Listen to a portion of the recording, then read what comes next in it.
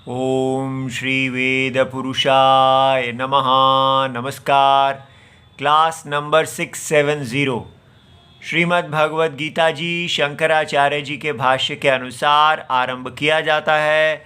ओम श्री सीता रामचंद्राभ्याम नमः। नमो गुरुभ्यः। ओम अथ काल देवता श्री विक्रमी संवत 2082 कार्तिक शुक्ल पक्षः कार्तिकी पूर्णिमा बुधवार अश्विनी नक्षत्रम उत्तरायणम शरद ऋतु। ओम तत्सत् श्री शंकराचार्याय गुरवे नमः। दैवी ह्येषा गुणमयी मम माया दुरत्यया मामेव ये प्रपद्यन्ते मायामेतां तरन्ति ते। अध्याय नंबर 7 और श्लोक नंबर 14। पुस्तक है Gita press Gorakhpur, book number 10, Shankaracharya ji वाली भगवद गीता जी। अच्छा जी, तो कल हमने ये श्लोक देखा है और हमने ऐसा कहा था कि ये श्लोक पूरे शास्त्र का सबसे महत्वपूर्ण श्लोक है। क्यों? क्योंकि यहाँ पर बताया गया है कि लाइफ की कौन है जो जीवन में आपको कल्याण पथ पे नहीं चलने देगा, और वो है माया। मम माया। भगवान कह रहे हैं मेरी जो दो मैंने अपनी शक्तियां बताई हैं उसमें से एक शक्ति आपको गिराने वाली है और दूसरी शक्ति आपको उद्धार करने वाली है, आपकी रक्षा करने वाली है। तो ये माया जिसके कारण अज्ञान अविद्या कल्पित परम सत्य नारायण में अज्ञान के कारण अव्यक्त नाम और रूप व्यक्त हो जाते हैं। ये सारी सृष्टि उत्पन्न हो जाती है। जिस सृष्टि को भगवान क्षेत्रज्ञ, इस सारे क्षेत्र को धारण करने वाले क्षेत्रज्ञ धारण करते हैं, तो अब इसमें ये अनर्थ करी है, निकृष्टा अशुद्धा। ये हिस्सा भगवान का आपको अनर्थ की तरफ लेके जाता है और ये वाला आपका कल्याण करने वाला है, प्रकृष्टा विशुद्धा। तो इस श्लोक में भगवान ने स्पष्ट कहा कि मामेव ये प्रपद्यन्ते, अर्थात प्रकर्षेण पद्यन्ते, अर्थात जो मेरी शरण लेते हैं वो ही मायामेतां तरन्ति ते, इस माया को तरते हैं। इसका अर्थ ये हुआ कि कोई और तरीका नहीं है, उपाय नहीं है जिससे आप माया को तर सकते हैं। माया ही एक मोह, संसार के विषयों में मोह, उसके प्रति सुख और दुख देख के उसी में लगे रहना, ये ही अनर्थ का हेतु है। और उससे बचने के लिए क्षेत्रज्ञ, इस देह के अंदर वास करने वाले, जो क्षेत्र को जानने वाले आत्मा परमात्मा हैं, उनमें शरण लेना और इस क्षेत्र के दास्ता से बाहर निकलना, इस शरीर की दास्ता से बाहर निकलना और इस शरीर को धर्म के रूप में लगाना, ये ही एकमात्र कल्याण साधन है। और आजकल भारत में कोई भी इसको नहीं बताना चाहता, क्योंकि सभी क्या बताना चाहते हैं, या तो आपको बताया जाएगा भगवान की भक्ति करो। तो भक्ति का क्या मतलब है? कोई ये नहीं कि आप इस माया को तरना चाहते हैं। माया को तरने के लिए भगवान की शरण लो। भगवान की शरण लेने का अर्थ है राम जी की तरह, सीता जी की तरह, हनुमान जी की तरह धर्म का पालन करो। लेकिन वो सब आउट। क्या रह गया है? आपको बस कृष्ण कृष्ण करना है और कोई धर्म का पालन नहीं है। और वेदांत पढ़ते हैं तो क्या करना है? कहना है कि ये सब फॉल्स है, ये रियल है, ये सत्य है, ये असत्य है। कोई माया को तरने के लिए धर्म का पालन करना, आज्ञा का पालन करना है ही नहीं। इसलिए जिस दिशा में हमारा ये देश जा रहा है, नास्तिकता की दिशा में, कि भगवान भी उनको नास्तिकता को पालन करने में सहायता करें। देह को इस माया का मजा लेने के लिए ये भारत आगे बढ़ रहा है। माया से तरनम भारत का उद्देश्य नहीं है। भारत कह रहा है कि अब हमारी बारी है इस माया का मजा लेने की। सारा भारत की एजुकेशन सिस्टम में कहीं पर भी ये नहीं बताया गया कि ये संसार एक माया है और इस माया से तरना जीवन का सफलता है। आप देख सकते हैं कितना गिर गया है भारत। आज हम भगवान राम जी की प्रेरणा से आपके सामने वो भगवान का उत्तर रखना चाहते हैं जो भगवान ने जाबाली ब्राह्मण देवता को दिया था, जिन्होंने उनके सामने नास्तिकवाद रखा था कि राम जी आप ये छोड़िए ये सब चक्कर, क्या आप पिता की आज्ञा पालन करना चाहते हैं और आप जटाधारी बन के वनवासी हो गए हैं क्योंकि यही हमारा सनातन धर्म है और आपको चल के राज्य लेना चाहिए, क्योंकि बुद्धिमान व्यक्ति वो होता है जो तात्कालिक की बुद्धि से चलता है और ये परलोक पुण्य पाप आदि के बारे में नहीं सोचता। इसका कोई प्रमाण नहीं है। तात्कालिक की बुद्धि से अपना लाभ करना ही जीवन है। ये नास्तिकी बुद्धि जो आजकल भारत में सिखाई जा रही है, उसको जाबाली राम जी को कहते हैं कि आप ये जो वनवास को चले गए ये सब छोड़िए, अयोध्या आइए, सब आपके अनुकूल हैं। ये क्या है जो आप कर रहे हैं? ठीक है, इस प्रकार उनको मोहित करने की कोशिश करते हैं। अब राम जी का उत्तर सुनिए, ये हम सबका पवित्र करेगा। ये अयोध्या कांड का 109वां सर्ग है। सीताराम जी के मंगल श्री चरणों को प्रणाम करते हैं और आरंभ करते हैं। जाबाली का यह वचन सुनकर सत्य पराक्रमी श्री रामचंद्र जी ने अपनी संशय रहित बुद्धि, देखिए उनकी बुद्धि कितनी पक्की है, वो उनको गिराया नहीं जा सकता, के द्वारा श्रुति सम्मत, श्रुति वेद के अनुसारी सद उक्ति का आश्रय लेकर कहा, विप्रवर आपने मेरा प्रिय करने की इच्छा से यहाँ जो बात कही है वह कर्तव्य सी दिखाई देती है, किंतु वास्तव में करने योग्य नहीं है। वह पथ्य सी दिखने पर भी वास्तव में अपथ्य है।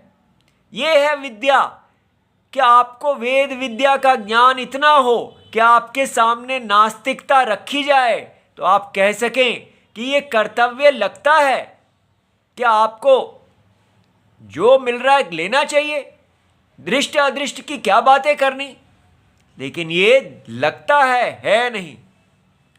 जो पुरुष धर्म अथवा वेद की मर्यादा को त्याग देता है वह पाप कर्म में प्रवृत्त हो जाता है। उसके आचार और विचार दोनों भ्रष्ट हो जाते हैं। इसलिए वह सत्पुरुषों में कभी सम्मान नहीं पाता। कहाँ है भारत में वेद की मर्यादा के अनुसार चलने की शिक्षा?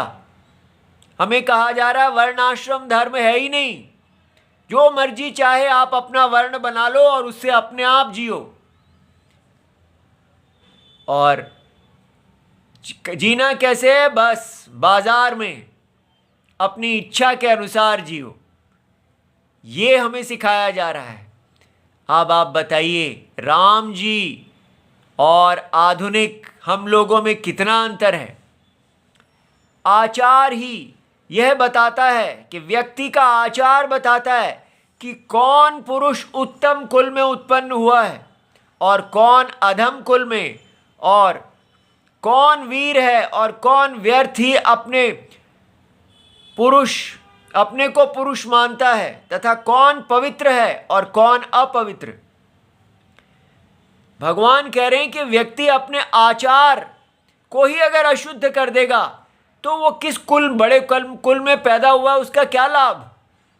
आपका बड़ा कुल तभी तक है जब तक आपके अंदर आचरण है। इसलिए पवित्रता साबुन आदि से नहीं आती है, पवित्रता आचरण से आती है। आचरण आपको वीर बनाता है। यदि आपका आचरण वेद के बताए हुए धर्म के अनुसार है, वेद का धर्म क्या? हमारा जो हम भगवत गीता में जान रहे हैं, क्षेत्रज्ञ का धर्म क्या बताया जाबयाली ने? क्षेत्र के अनुसार चलो, जो आपके शरीर के लिए अच्छा है। आपको राजा बनना अच्छा है, राजा बनने में आप मौज करोगे, क्षेत्र के दास बनो। और राम जी क्या बता रहे हैं कि जीवन हमें क्षेत्रज्ञ के अनुसार जीना है। याद रखिए, ये नहीं कि हम जब रामायण पढ़ने लगे तो क्षेत्रज्ञ को भूल जाएंगे।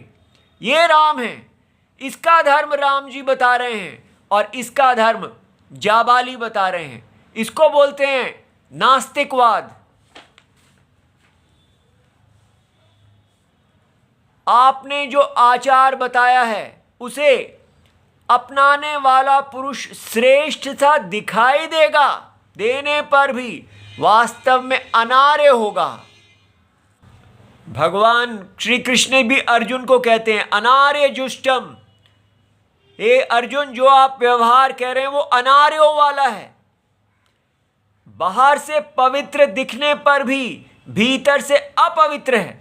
ये कितनी बड़ी बात है कि ऊपर की बातें लगती हैं, इक्वालिटी, फ्रेटर्निटी, सबके साथ प्रेम और सबको समान अवसर, समान भोग, ये सब देखने में कितनी अच्छी पवित्र बातें लगती हैं, लेकिन हैं कितनी अपवित्र।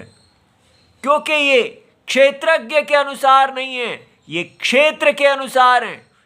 इस क्षेत्र और क्षेत्रज्ञ के भेद को अपने अंदर हमें बिठाना है कि क्षेत्र के अनुसार कहा गया धर्म देखने में कितना अच्छा लगता है, लेकिन धर्म क्षेत्रज्ञ के अनुसार होता है।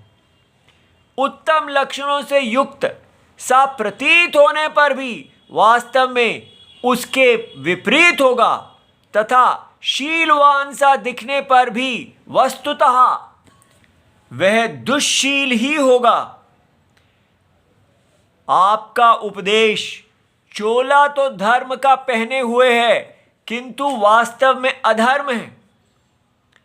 ऐसी हमें शिक्षा मिलनी चाहिए कि जो व्यक्ति शरीर के आधार पे धर्म की परिभाषा करता है वो चोला तो धर्म का पहने हुए लगता है, लेकिन वास्तव में वो अधर्म है। पूरा भारत इस बात पे मोहित है कि शरीर के आधार पर ही धर्म का निश्चय होना चाहिए। क्षेत्र के आधार पर हम पूरी तरह क्षेत्रज्ञ को भूले हुए हैं। इससे संसार में वर्ण संकरता का प्रचार होगा।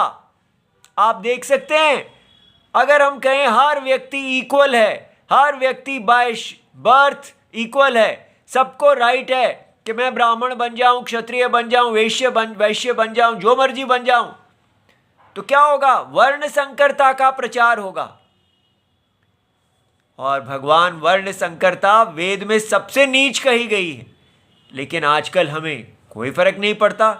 हम तो मॉडर्न हैं। मॉडर्न बनना क्या? क्षेत्र के दास होना। यदि मैं इसे स्वीकार करके वेदोक्त शुभ कर्मों का अनुष्ठान छोड़ दूं और विधिहीन कर्मों में लग जाऊं तो कर्तव्य अकर्तव्य का ज्ञान रखने वाला कौन समझदार मनुष्य मुझे श्रेष्ठ समझकर आदर देगा। उस दशा में मैं इस जगत में दुराचारी तथा लोक को कलंकित करने वाला समझा जाऊंगा। हमें तो ये देख के दिखता है कि ये राम जी और जिन राम जी की हम पूजा करते हैं उनमें कितना अंतर है। जहां अपनी की हुई प्रतिज्ञा तोड़ दी जाती है, उसे उस वृत्ति के अनुसार वर्ताव करने पर मैं किस साधन से स्वर्गलोक प्राप्त करूंगा तथा आपने जिस आचरण का उपदेश किया है वह किसका है, किसका मुझे अनुसरण करना होगा, क्योंकि आपके कथनानुसार मैं पिता आदि में से किसी का कुछ भी नहीं हूं। ये देखिए, जाबाली जी ने कहा है कि हर व्यक्ति अलग होता है, कोई किसी का पिता माता इत्यादि कुछ नहीं होता। जो आजकल कहा जा रहा है माय बॉडी माय चॉइस, ये माता पिता इत्यादि सब मुझे कैसे बता सकते हैं धर्म क्या होता है। मेरा शरीर जो है वही मुझे बताएगा कि मुझे क्या करना है। और राम जी यहाँ कह रहे हैं कि ये जो आप माय बॉडी माय चॉइस कह रहे हैं, ये किसका धर्म है, किसने इसका पालन किया है। सनातन धर्म वो है जो सदा से पालन होता आया है। हर व्यक्ति अगर अपने ही शरीर के अनुसार धर्म की निश्चय करेगा तो वो सनातन कैसे होगा। इसलिए इनका प्रश्न देखिए कितना इंपॉर्टेंट है। और वो कह रहे हैं मैं स्वर्गलोक कैसे प्राप्त करूंगा। क्या आजकल कहा जाता है कि अगर आप अपने शरीर को अपनी इच्छा से करेंगे तो स्वर्गलोक की प्राप्ति कैसे होगी। स्वर्गलोक इत्यादि सब हमें वेद बताएंगे, लेकिन हम उसको देखना ही नहीं चाहते, नास्तिक रहना चाहते हैं। याद रखिए हम यहाँ पर क्यों आए हैं, क्योंकि भगवान ने कहा है कि यो माम प्रपद्यन्ते माया मेताम तरंती ते, माया के अंदर ये सब धर्म है। तो अगर हम उस माया को देखेंगे ही नहीं कि ये माया जैसे हमें मोहित कर रही है वैसे ही हमें जीना है, तो फिर शरणागति किस लिए। शरणागति है माया को जीत के ये वैदिक धर्म जो राम जी पालन कर रहे हैं उसको पालन करना। आपके बताए हुए मार्ग से चलने पर पहले तो मैं स्वेच्छाचारी होऊंगा। देखिए आजकल कहा जा रहा है स्वेच्छाचारित्वम धर्म है, कोई आपको नहीं बता सकता धर्म क्या है, आप जैसा चाहें वो करें। फिर ये सारा लोक स्वेच्छाचारी हो जाएगा, क्योंकि राजाओं के जैसे आचरण होते हैं प्रजा भी वैसा ही आचरण करने लगती है। घर में माता पिता इत्यादि सब स्वेच्छाचारी बने हुए हैं, सब बच्चों को यही बता रहे हैं कि ऊंचा पैसा ऊंचा पद, बस और कोई शिक्षा ही नहीं है हमारे भारत में। स्वेच्छाचार की शिक्षा, अगर ये पैसा और पद आ जाएगा तो तुम स्वेच्छाचार कर सकोगे।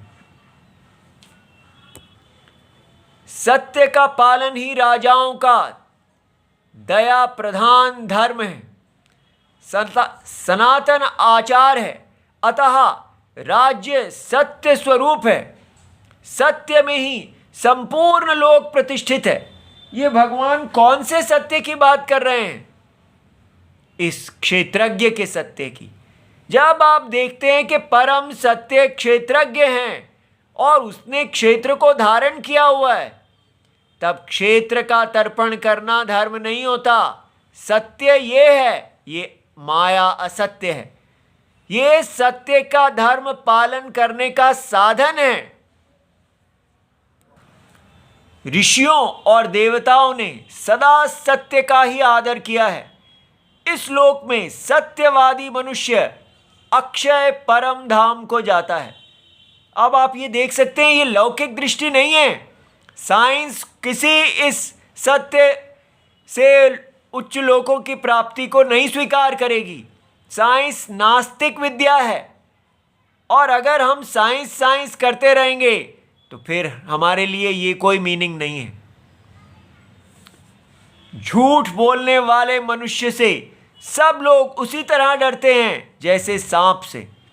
संसार में सत्य ही धर्म की पराकाष्ठा है और वही सबका मूल कहा जाता है।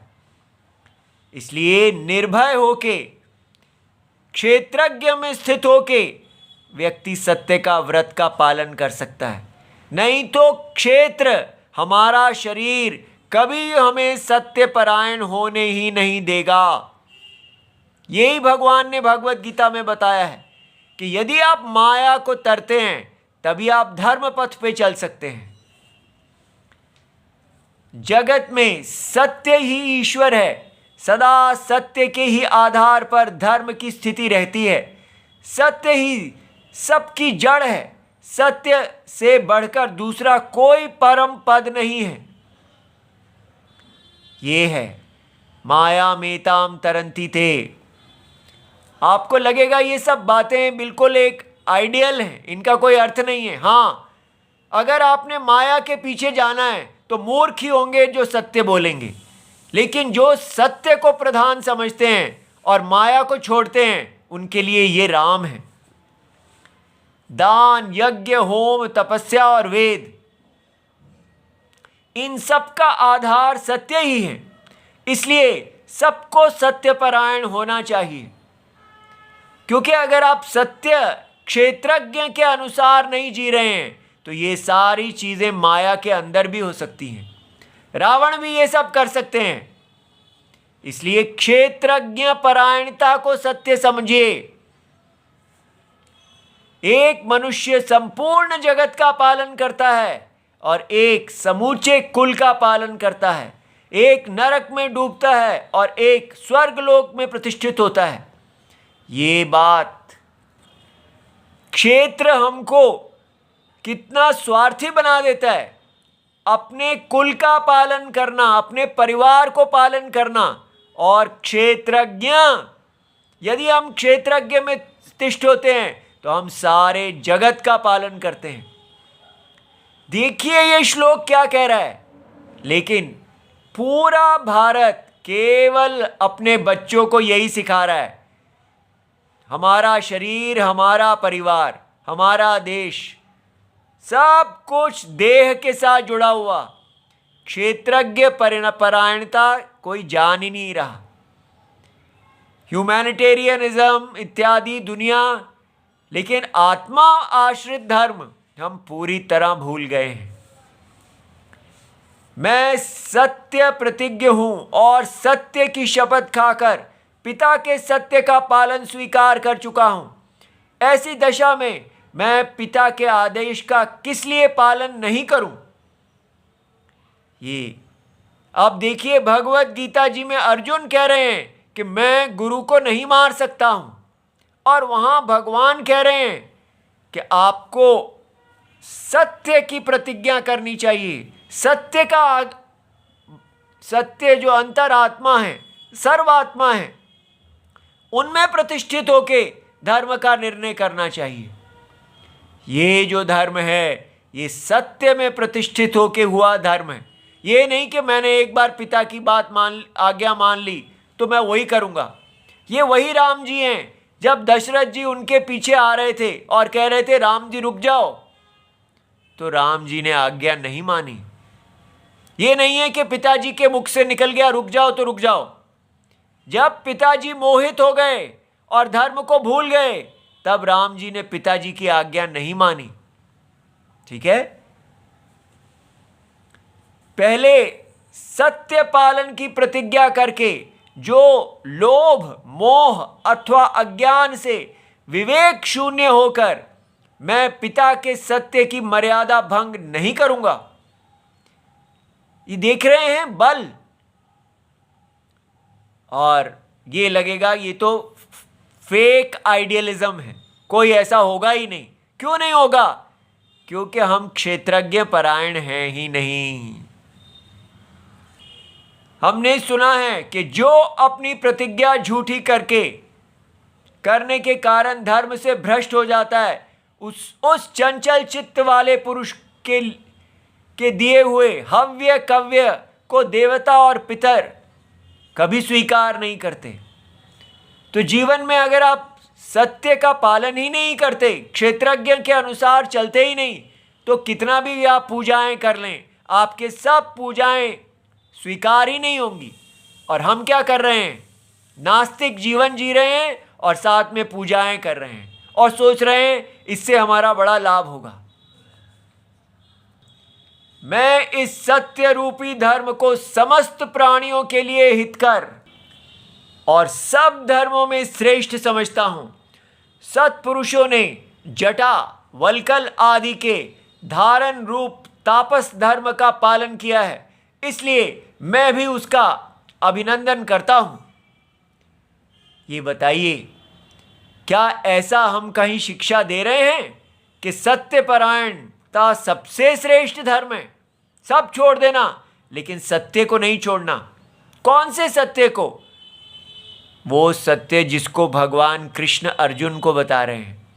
ये नहीं कहना कि राम आजकल नहीं चलेंगे, आजकल कृष्ण जी चलेंगे, कृष्ण जी चालाकी सिखाते हैं और राम जी सीधे थे क्योंकि उनके समय पे सत्य था, कृष्ण जी के समय पे नहीं था। ये सब बातें नहीं करना।